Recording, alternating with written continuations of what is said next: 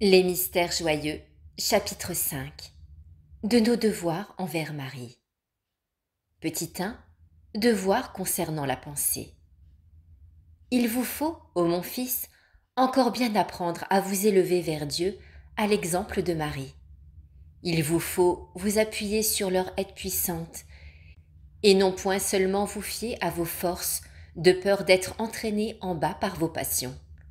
Tous les jours, vous devez, par des pensées nouvelles, vous élever et tendre vos désirs vers le ciel où vous voyez Marie votre reine, auprès du roi Jésus et de la cour des anges. Hélas, cependant souvent encore notre infirmité nous fera descendre dans cette vallée de larmes.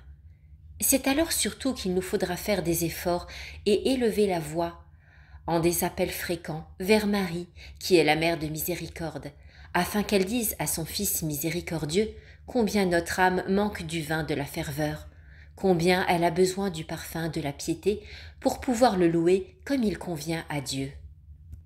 Car lui seul, en effet, s'empresse de secourir ceux qui pour lui plaire ont méprisé le monde, et ceux qui sont pour lui méprisés dans le monde, à cause de son nom et de son saint évangile. Petit 2. Devoir intéressant l'action. Il importe souvent, en effet, de connaître un refuge où pouvoir s'abriter contre les ouragans en face des tempêtes de la tribulation. Or, il n'est nulle part de lieu plus assuré, ni de port plus tranquille que le sein de Marie. De même qu'il n'est pas de courrier plus rapide pour nous soustraire au coup de l'ennemi qu'une prière ardente, montant de la plaine vers le fort tout armé de la Vierge Marie.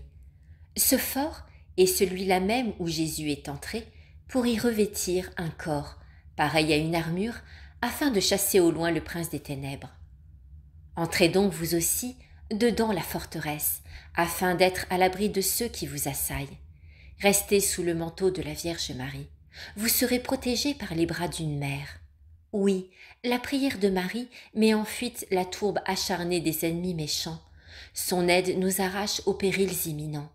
Près d'elle, le pauvre trouve une demeure, le malade un remède, l'âme triste un repos. Près d'elle, celui qui chancelle trouve l'appui, et celui qui est abandonné le secours. Oui, c'est un très grand bien pour vous, si vous vous savez montrer digne à ce point, en même temps que rempli d'attention, pour plaire en toutes choses à la Vierge Marie.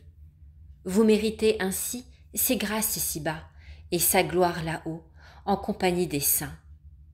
Attachez-vous à elle et ne la quittez point jusqu'à ce qu'elle vous ait accordé sa bénédiction pour vous conduire au ciel. Ô Marie, ô maîtresse remplie de clémence, au nom de l'amour pur et de l'attachement que je repose à vos pieds, donnez, je vous prie, à mon cœur un élan nouveau de confiance. La crainte me poursuit et le doute me ronge. Le désespoir m'assaille au fort des tentations. Une chose seule peut encore me consoler, c'est que j'ai demandé à être entendue de vous et que je me confie, ô Mère, à votre cœur. Enchiridion monastique, chapitre 4. Homélie. Devoir. Le devoir est un âpre mot quand il désigne l'obligation qui lie tout homme à sa charge. Il devient un mot plein de douceur quand il s'applique aux attentions volontaires que le cœur suggère pour un être aimé.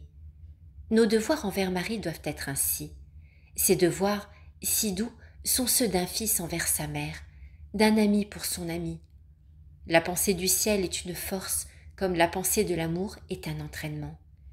Élever ses pensées, c'est s'élever tout entier. Alcius cogita.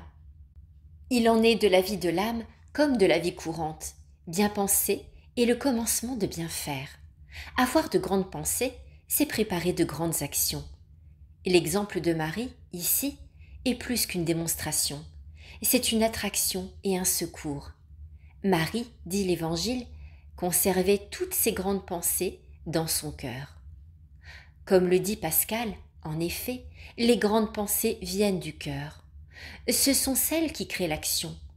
On a trop souvent reproché à la mystique de n'être qu'un rêve. La mystique de l'imitation est une action, car elle est la perfection. Cette action est ardue et souvent décourageante. Aussi l'âme demande à Marie la confiance pour pouvoir atteindre le but de la vie spirituelle qui est le ciel. Méditation sur les beautés de Marie. Le rêve de toute âme serait de voir Marie dans sa splendeur céleste. Dante fit ce rêve et chercha à le traduire dans son paradis. Il nous représente Marie sous la figure d'une auréole d'or immaculée, et il ne la nomme que par des noms de fleurs, rose épanouie, lys plein de blancheur, tige parfumée, arbre odorant, lyre qui chante, saphir qui brille, flamme qui monte, arche qui s'élève. Il ne la voit qu'au milieu des fleurs, entourée d'étoiles, couronnée de splendeur. Elle résume pour lui tout ce qui charme ici-bas, dans la figure d'une jeune fille, d'une vierge, la grâce qui s'étend en reflet, la beauté qui rayonne en éclat, l'amour qui jaillit des élans. Devant cet éblouissement, le poète ferme les yeux et se met à genoux en étendant les bras.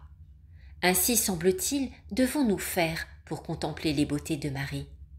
Regarde, lui dit alors saint Bernard, la figure de celle qui ressemble le plus à Jésus.